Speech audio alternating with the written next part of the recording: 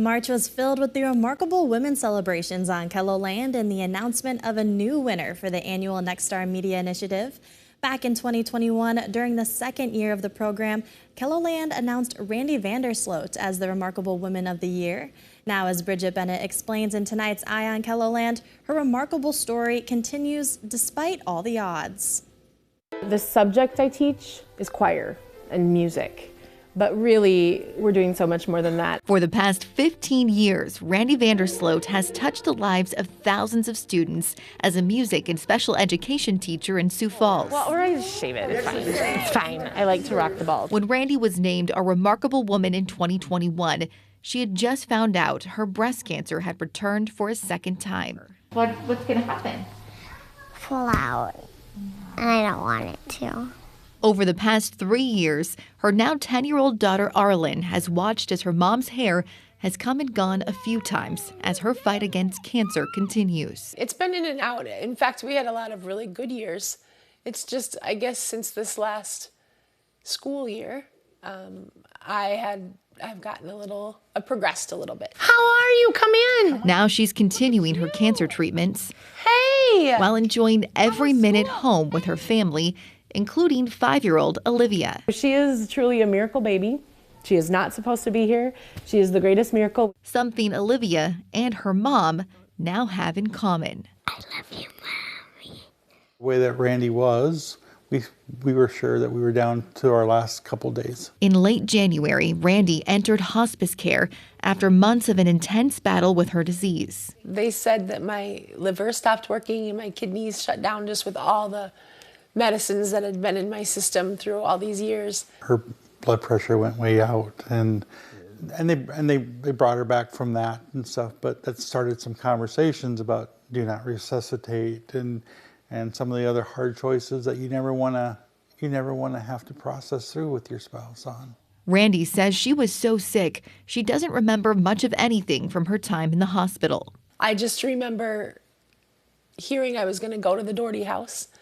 And I was at peace with that. We took the long way between Avera and the Doherty, and we went to see a couple things. We went to the falls, hung out for a while. We went and got some ice cream. We went and sat through where we had our first date at Trey. We had a nice little, what we thought was our last ride. A final goodbye everyone Randy has touched also wanted the chance to have. So many people were asking to see her once they found out she was going into hospice. It was almost overwhelming. Jamie Merrill is Randy's friend and coworker who has helped to manage Randy's Warriors Facebook group these past 8 years. She also helped organize a large candlelight service outside the Doherty Hospice House for Randy's students and friends. Seeing her and being able to do something, they all wanted to do something. That idea turned into hundreds of people gathered outside the Doherty House gardens, singing worship music, praying, and hearing from Randy's pastor. Her show choir students also came together to sing one of Roosevelt's favorite songs. We started singing it, and I was like, oh no, it's my part. And I started handing Marty my blanket, and I stood up, and I don't know what happened, but all of a sudden I was up there singing with the kids, and it was such a blessing. It was the first spark of a major turnaround in Randy's health. But then I started getting better, and the doctors kept saying, well, okay, it looks like we don't need this medication anymore. Should we get rid of this? We had told my daughters that I probably wouldn't be coming back to my house. But I was better in the sense that I could leave hospice, and the only thing I wanted to do was come home. So we brought the nieces over and my daughters and my siblings, and we hosted a Taylor Swift party. The first of many parties and experiences Randy was able to have as she continued to improve. In the 2 months that I've been home, my daughter turned 10. And so we had a party for her that I was able to be present at. And we had a lovely Easter. And just several weeks ago at our schools, we had to go up for kindergarten roundup. And seeing her be brave to go and just witness what her class may look like. Every moment, a cherished gift Randy and her family and friends never thought they'd be able to share together. I think it's nothing short of a God thing. There's absolutely no other answer for it. So, and whether that ends us up in a year in the same boat or 25 years in the same boat, it doesn't matter. Like, every day is precious. Today, Randy continues ongoing chemo treatments that are helping to buy her more time as doctors look for other options to treat her terminal cancer. She just keeps apologizing to me sometimes and won't quit about being sick and that, and I would rather she's home and sleepy than not.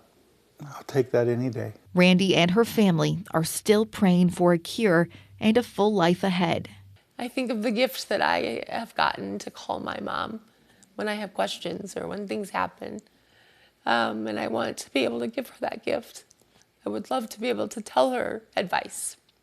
So I think you always pray and hope for a cure. But I also know, for me, I know what happens next. I'll see everybody again. I believe I'll be together with them in heaven. A faith that has Randy radiating her remarkable joy in all circumstances, touching the lives of everyone she meets. The joy that comes from just waking up in the morning, waking up from a nap, getting a hug from one of my girls or my husband or my family, having people come and visit us in just a brief moment of time. I think that's what I'm learning through this, is that sharing the gift of time and joy and showing others our joy and how it can't be stolen from us is the most important thing. With Eye on Keloland, I'm Bridget Bennett. Now, 2 months after going into hospice care, Randy is still reading through the hundreds of tributes wrote about her. She says it's humbling to see just how much support she and her family continue to receive. A new GoFundMe was created for Randy, and we'll have that linked with this story online.